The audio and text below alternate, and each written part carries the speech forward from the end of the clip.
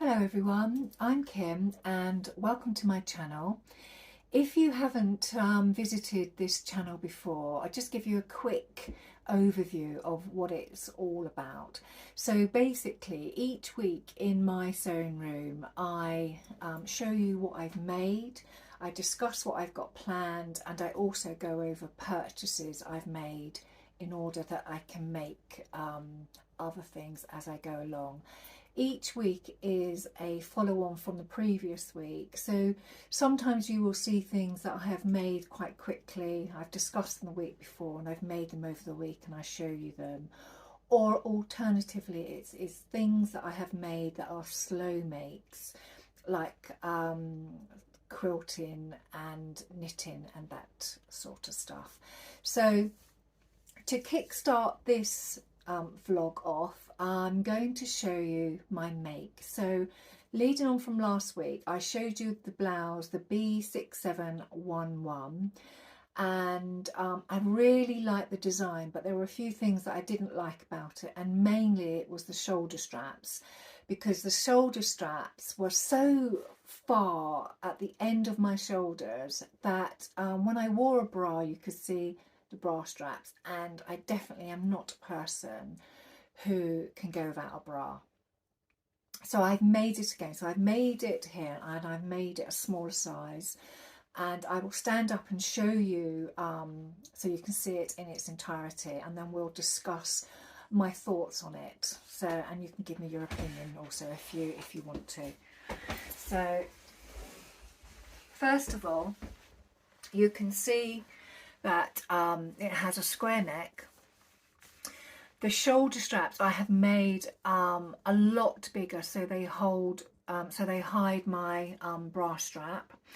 The shoulder just literally gathers into that area where that shoulder strap is, and it has bust darts, and it comes down, and it's quite a nice length. It just sits just above the hips, and it has these really pretty sleeve ties here. They're double-sided, so you get the nice fabric on both sides, and it's made in cotton lawn. So my thoughts on this make. Right, well, first of all, I think I've gone from one extreme to the other, so I think I've just made it a tad too small in the shoulder, so I just maybe need to make it a little bit bigger in the shoulders so it sort of comes closer to the ends where my shoulder sits. And I like the width of the shoulder straps because I have made them quite significantly bigger. And I think I mean I've said before, I have narrower shoulders to the rest of me. They're not in proportion. And I'm also starting to think that I maybe have a little bit of slope, and I think my shoulders roll forward, because I have also noticed that from the pattern diagram, the neckline I have here sits quite close to the top of my neck, whereas in the actual picture it is quite low down. So I think I need to maybe look at the slope of my shoulders when I make this again. Fabric it suggested, find it. So it's suggested to make this in crepe de chine, chamouse challis, or double georgette, and I've made it in cotton lawn. Cotton lawn is obviously a lot stiffer and it doesn't have as much drape, so it does feel a little bit more restrictive. But the reason why I've made it in cotton lawn is because I have so much cotton lawn, and I'm trying, as you know, to get my stash under control, so I'm trying to use quite a bit of my stash. So this cat fabric I've had in my stash for a long time, and I've been desperately wanting to make something out of it, and I managed to get this pattern out of this fabric. It was a bit of a tight squeeze, but I managed to do it, and I'm really pleased. Even though it is a little bit small on the shoulders than I had anticipated, I would still definitely wear it. It's going to look great in the summer, and it feels really nice. It is definitely a summer top. It is definitely too cold to wear this now. I'm really feeling the cold at the moment in it. And from the diagram, which I will show you, it has in the picture, the lady has the sleeves run all the way down to her wrist. Well, when I've made it up, I haven't changed the length of the sleeves. When I've made it up, the sleeves definitely do not sit on the wrist for me. It is more of a 3/4 length sleeve. So I will show you, so you can see, you can see it sort of falls above the wrist quite significant. I mean, I'm holding my shoulder up here, so once I've got it relaxed, it does literally come sort of mid-arm here. It's not a problem. I don't mind 3/4 length sleeves, and it's quite nice. And also these ties then won't end up being dragged through, you know, cups of tea and all that sort of stuff throughout the day. So I don't think I would change the length of the sleeve, because I do quite like the length of the sleeve on this pattern. Would I make it again?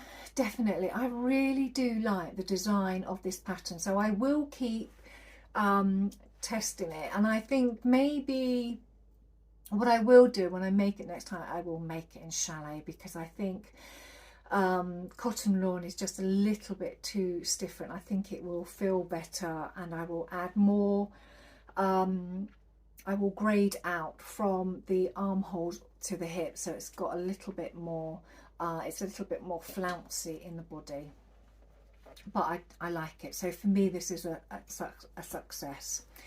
So leading on from there, I also made another blouse. So I'm just going to pause the video. I'm going to go and put that on so you can have a look at that also. Right, so I'm back. So this pattern I also discussed last week, and this is one of my Make 9 challenges that I set myself. So this is the McCall's 7899, and I made this as is. I haven't made any alterations to it, and it fits really well. I must admit, McCall's patterns on me do fit really well. I do find they seem to fit well around the shoulders and the bust line, and they always seem to do what they say they're going to do. So I am really pleased with this pattern. So the version I made was version D. So I'll put an image up so you can see it. And the reason why I made this was because I liked the shoulder detail again. It has it's a raglan sleeve, and the top part of the sleeve is gathered. So it's elasticated. So there's a piece of elastic in here, 1 centimetre wide, and the fabric is wrapped around it, and it is stitched in, and it just pulls that sleeve into the top of the neck, and the rest of it is just straightforward interfaced, an interfaced front, sorry. So I'll stand up to show you the rest of it. So I mean, it's just so pretty, and I showed you before. There's the neckline. It has an opening at the back, and I'll discuss that in a moment when I come through to discuss all the details. It's got no bust dart, it just literally drapes all the way down, and yes, it's really nice. And it has so you have the gathering at the top of the sleeve, and it comes down, and it has a huge amount of gathering in the cuff, and I've put some nice sparkly buttons to complement it. Okay, so first of all, the fabric. So the pattern recommended that you can use crepe, chamouse, creme de chine and lawn. So you could actually use lawn for this. And this is lawn cotton that I got from Stitch Fabrics, one of my favourite suppliers who are based in London, and they do some beautiful cotton lawn, and I've had this in my stash for a while. I bought 3 meters and I made a size 18 and I graded out to a size 20 to accommodate my hips, and I needed 1 meter 60. So I've basically still got 1 meter 40 left, so I still got quite a bit of this fabric left, so I could probably eke out another blouse further down the line. Is there anything I would change? No, I wouldn't. Well, I wouldn't change anything in. I would definitely make it again, and I'm quite keen to make the other version of this blouse, which is the one version C, where it literally has pleats in the sleeve and then comes down to a gathered cuff, and I quite like that one as well. And I think after making this one, I wouldn't mind giving that one a go. But I have, when it went through the instructions, there were a few things that I found a little bit strange, like the neck interfacing. So there's a bit of interfacing that literally goes from one side of the raglan sleeve to the other. So there's a section here of interfacing, and you put it in and it just literally floats. So I've decided to stitch it down. So I've stitched the interfacing down and just stitched into the seam line there, so you can't see it, but it just keeps that interfacing down, because otherwise it just sort of flips up. And I've done the same with the back, and I will put a picture in so you can see how I've stitched it down, and it just makes it neater. I have also put a little label in as well, so you'll see that I had these labels made ages and ages ago, and by the company that used to make the labels that you stitch in, you know, your children's clothes for school. And I just got them to make up some of these labels. I mean, they're nothing special, but they just make me smile. And I have never got into the habit of buying some of these fancy labels, and I've only just started putting these in, but I maybe treat myself to some of the fancier ones going on. But I've got probably about 100 of these, so I've got a bit of time to waste to get those into all of the garments I'm going to make. Probably a couple of years yet, but I digress. So I have also made a decision that any blouse I make now where it has an opening in the back, I am no longer going to put a hook and eye in, or a button and a little cotton loop, because they always come undone, and I'm continuously trying to do them up, and I'm always asking my husband to do them up, and I just think, oh, it's such a nuisance. So I have decided I'm going to put in snap poppers. So I put in a snap popper on this one, and it's really lovely because it's done up and it's never going to come undone until I need it to come undone. And you can't see it because it's covered by my hair. So I think the only thing I might do is I might try and see if I can buy some smaller ones, because I will definitely be doing this going forward. So anything else about this pattern? No. My project sheet. Oh, here I've just put sleeves quite long, wear blouse for a while to see if they annoy you enough to shorten them. I think they feel longer because I've gone literally from wearing the other one to wearing this, and these definitely are longer, but just sitting here, they're not bothering me at all. So I'll just see what it's like after I've worn this for a while. So those are my 2 finished makes for this week, and I'm really pleased with them.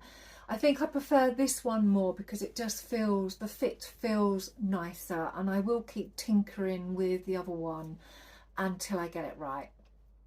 So next on my list of things to discuss, let's have a look. I haven't got any plans for next week. I think because basically I literally finished this about 10 minutes before I started videoing it. So I haven't got any plans for next week, but I have decided that what I want to do is maybe try and make some trousers, because I have made a lot of tops just lately, and the trousers that I have are linen or cotton, and I just feel I would like to make the Sidewinder trousers, which are also one of my make 9s. Yeah, so I think I might have a go at making those. Yeah, so that's in my head. So we'll see how I get on with that, and you'll see next week what I've actually made. So purchases, as you know, January I always abstain from spending any money at all on my credit card, and I've managed to do that this year, and it just sort of calms me down a bit, because I do get carried away with buying stuff, and I do have so much stuff in the sewing room I really don't need any more, so it just calms me down and just resets me. But as I go along making things, I make a list up of things that I need. And I was doing my Queen of Diamond quilting. As you know, on previous videos I've been doing my blocks, and I glued the fabric onto the templates, and I was working on my blocks the other day, and I could not find my glue pen anywhere. I searched high and low, so I ordered a new one, and as you'd expect, as soon as I ordered it I found the original one, so I've just got a spare one. So I've got my spare glue pen for my quilting, so that was a small purchase. Then one of my subscribers said they would like it if I would do a video on how I trace my patterns, because as you all know I trace all of my patterns off, and I use Burda tracing paper, and I bought a new lot because the original stuff I have is really tatty and it's falling to bits, but it still works. So I bought some new Burda tracing paper, and basically it is just a huge sheet of orange carbon paper, so you can basically fit, I mean, you know, literally all of your paper pieces will fit onto this. You can trace it out and then you can move on to the next one. So if you've got, you know, obviously a front and back pattern, they're quite big, you can easily trace on this. So I will do a video on tracing, and I bought this in lieu of doing that. So that's another purchase. That wasn't too bad. But I also bought some wool. Now, as you know, I knit socks. I knit when I'm not quilting in the evenings, because my quilting is hand sewing. I knit socks, and I'm continuously, I mean, I cannot bear sitting down watching TV in the evening without having something to do. And if it's not sewing, it's knitting. So I do knit a lot of socks. So because I'd lifted my ban on buying stuff, the first thing I did is I went and had a look at some sock fabric, and because I really do enjoy making socks. So this is one lot. So I bought these from a company called Love Crafts, and this is the first ball of wool. You can see that, and I'll put a little image up, because this is called it is self, what do they call it, striping. So as you go along, it makes its own bands as you sew the sock. And I haven't used this type of wall before, so I'm quite intrigued to see how that works out. So you'll see from the image what they should look like when they're finished. So that's one. Then I bought some really nice quality hand-dyed sock wool. So this is specifically for socks. It is just so soft, it's delicious. Oh, and this is called it's from Ultimate Sock, and it is called Gloria. Isn't that lovely? So you will see these made up at some point. And this one is called Ursula.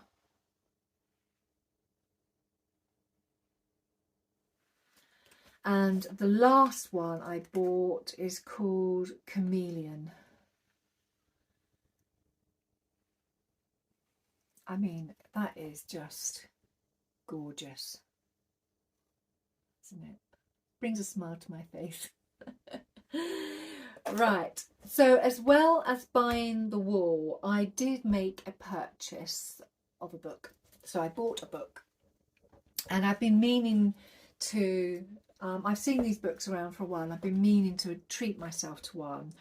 And I found a company called, I think it's Lena Crafts. I will, if it's not correct, I'll put down below where I got it from, because this book on Amazon was something like £54, and Lena was selling it for 32, and I had been wanting to buy it for quite a while. And it's the Millefiori quilts for William Hammerstein. I'm sure I said her name wrong, but she is a really beautiful quilter, and she has she's made up some beautiful quilts in here, and they are all EPP, so they are all English paper piecing, which you know I like to do. So English paper piecing quilt is really a slow process, and I did think I would maybe like to make something using some of those scraps that I've got from the Queen of Diamonds quilt that I make, because I've got a lot of fabric left over from that quilt, and it is so beautiful and so vibrant. I thought it just seems a shame to be sitting there. So ages and ages ago I bought a magic mirror, and I did try to explain to you how it worked very badly, but I did try to explain to you how it works. So what I'm going to do is I'm going to try and make up a few templates, and I'll show you how I use my magic mirror to get some really nice designs. I'm just deciding on what quilt I want to experiment with to use up some of those scraps. So hopefully I will have a little bit of a play this week, and you'll see those next week.